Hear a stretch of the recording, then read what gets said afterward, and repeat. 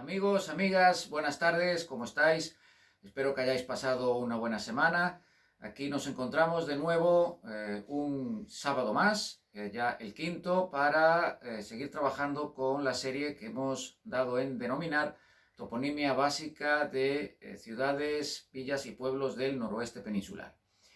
Sin entrar ya en más detalles en relación a la presentación, vamos directamente al trabajo de hoy.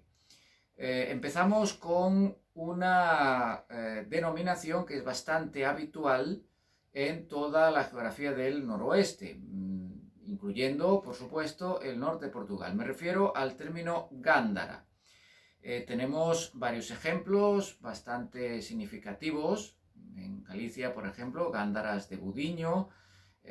Hay varias localidades denominadas Gándara, barrios enteros cuya denominación es precisamente Gándara. El caso de un conocido barrio de la localidad de Póvoa do Varzim, en Portugal. Bien, el término Gándara deriva de al-Yandal, una palabra de origen árabe.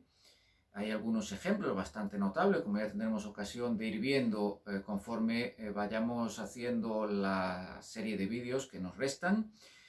Se refiere a una zona pedregosa, llena de guijarros, una tierra situada entre piedras, llena de piedras en cualquier caso, y lo que es más significativo quizá, donde existe una corriente de agua. Por lo tanto, quizá haya una alusión medianamente indirecta a una zona acuosa, algún río probablemente.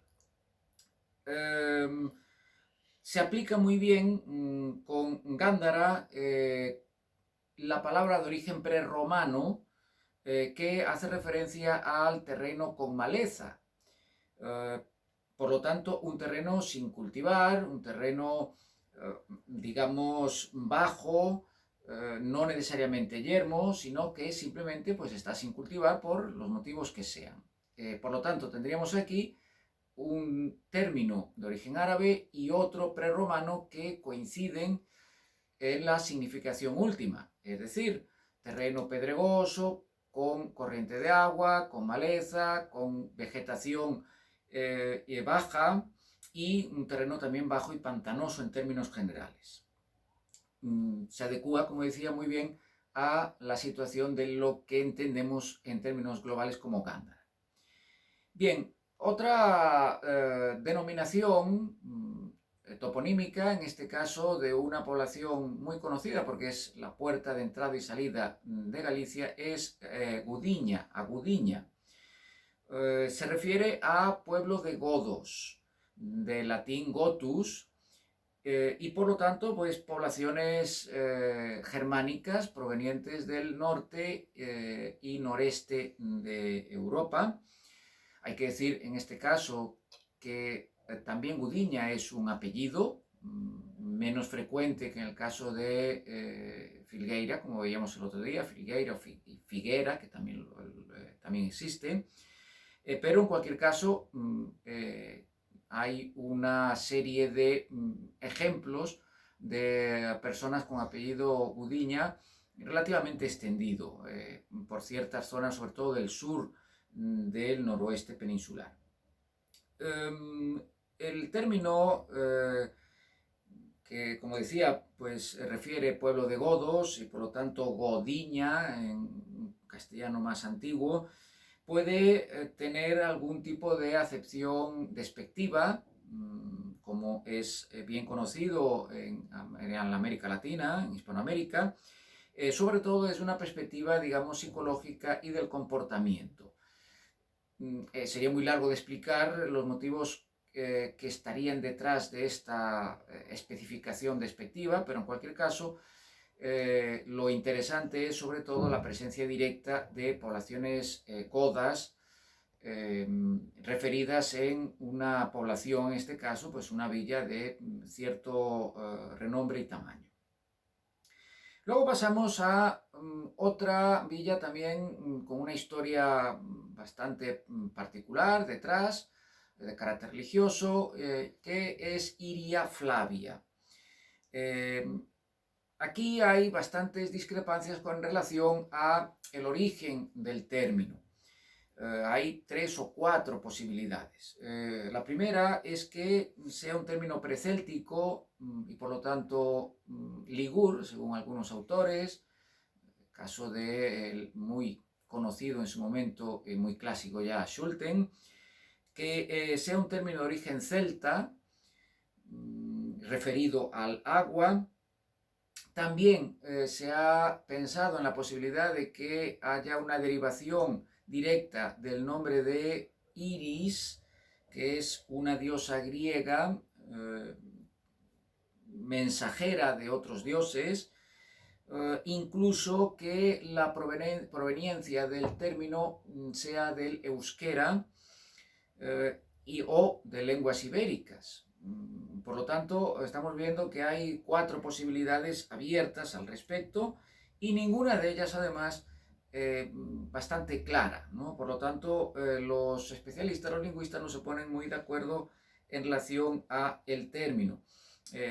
Tal vez predomine con mayor insistencia el término vinculado con el significado de agua y por lo tanto un origen céltico originalmente. Bueno, en general estamos hablando de un vocablo que refiere piedra, una vez más, o tierra, en este caso tierra fértil, tierra productiva, tierra apta para el cultivo. Ya vemos que se repite bastante esto. La importancia de Iria Flavia no radica en la denominación, que como digo, pues es bastante habitual en cuanto a que es un significado que ya hemos visto en otros casos, sino al hecho de que forma parte de la leyenda del apóstol Santiago en Galicia. Es decir, es el lugar a donde llega el apóstol Santiago. Lo cierto es que Iria Flavia es una localidad muy pequeña pero muy conocida, cercana a Padrón, básicamente pues indistinguible, podríamos decir, de Padrón, salvo el anuncio de la población, y su antigüedad está bastante bien documentada porque aparece en el libro anónimo de Rávena como una mansión militar ya presente en el famoso itinerario de Antonino Pío. El término Flavia hace referencia, como ya dijimos en algún otro caso, a el ius lati, que fue otorgado por el emperador Vespasiano de esa dinastía, dinastía de los Flavios. Pasamos seguidamente a otra población con sonidos, diríamos, evocadores, bastante conocida, que refiere a Laracha. Laracha, en la provincia de La Coruña, es un término que también procede de al-arache y por lo tanto del árabe o del mozárabe. Por lo tanto, estamos ante un arabismo con bastante claridad, que se puede relacionar, según los lingüistas y expertos que lo han estudiado en profundidad, con el vocablo, el topónimo Larache en Marruecos. Tal vez, y solo tal vez, podamos estar hablando también de la posibilidad de que el término derive del euskera, labra, es decir, prado, o incluso, algunos han apuntado últimamente, a la procedencia del céltico lano, que hace referencia a un lugar llano, específicamente ubicado cerca de los castros donde se reuniría la gente, y por lo tanto podríamos inferir que se trataría de una zona sagrada, incluso más. También se podría argumentar, aunque hay muy pocos partidarios de esta última posibilidad que voy a mencionar, que se derive del onomástico Lara. Repito, hay muy pocos partidarios de esta última opción. La más segura, desde luego, es la del arabismo al-arache que mencioné anteriormente. Bien, otro topónimo bastante relevante, muy conocido, es Lavacolla, teniendo en cuenta que es la zona donde se encuentra el aeropuerto de Santiago de Compostela. Un término preindoeuropeo, probablemente Nava, y por lo tanto agua, región llana, una región llana rodeada de montañas, es una posibilidad. Sin embargo, la que más ha calado entre los estudiosos es la de origen latino lava colea, esto es, lavar los testículos.